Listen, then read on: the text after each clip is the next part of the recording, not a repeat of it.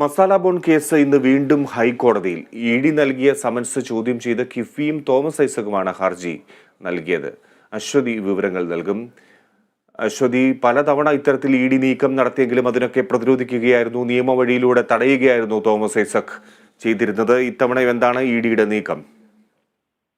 Fiji, ഇത്തവണ വീണ്ടും ഈ സമൻസ് ചോദ്യം ചെയ്തുകൊണ്ടുള്ള ഹർജിയാണ് ഇപ്പോൾ ഹൈക്കോടതിയിൽ വന്നിരിക്കുന്നത്. മാത്രമല്ല, നേരത്തെ തെരഞ്ഞെടുപ്പ് സമയത്ത് ഇദ്ദേഹത്തിനെതിരായ ഹർജി ചോദ്യം ചെയ്യാൻ സമൻസ് നൽകിയിരിക്കുന്ന സാഹചര്യത്തിൽ അത് സാധിക്കില്ല, തെരഞ്ഞെടുപ്പ് ആയത് കാരണം അത് പറ്റില്ല എന്ന് പറഞ്ഞുകൊണ്ട് അദ്ദേഹം കോടതിയെ സമീപിച്ചിരുന്നു. പക്ഷേ ഇത് ഡിവിഷൻ ബെഞ്ചിനെ സമീപിക്കുകയാണ് അന്ന് എൻഫോഴ്സ്മെന്റ് ഡയറക്ടറേറ്റ് ചെയ്തത്. വീണ്ടും ഡിവിഷൻ ബെഞ്ചിൽ വന്ന ഹർജി തെരഞ്ഞെടുപ്പിന് ശേഷമാണ് അത് വീണ്ടും പരിഗണിക്കുന്നത്. അപ്പോൾ അത് വീണ്ടും സിംഗിൾ ബെഞ്ചിലേക്ക് വിടുകയും ചെയ്തിരുന്നു. എന്തായാലും ഈ വിഷയത്തിൽ ഈ തെരഞ്ഞെടുപ്പിന് മുൻപുള്ള പ്രശ്നങ്ങൾക്ക് ശേഷം ഇപ്പോൾ വീണ്ടും ഈ വിഷയം സജീവമായിരിക്കുകയാണ്.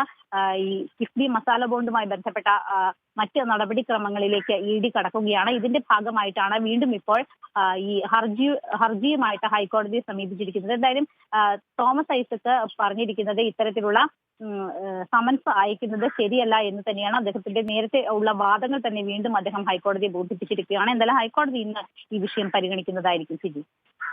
ശരി അശ്വതി.